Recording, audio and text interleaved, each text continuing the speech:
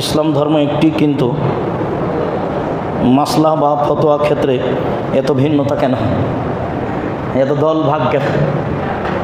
কোরআন হাদিসটা একটাই, কথা তো ঠিকই, ওটা কোরআন, এটা হলো হাদিস।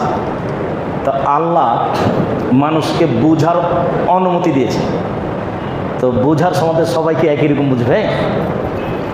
তো বুঝের কারণেই 19 বিষয় এক, আর স্বার্থে 19 বিষয়। স্বার্থে কোনো দল করে তখন কোরআন হাদিসকে ওই দল অনুযায়ী পেশ করে।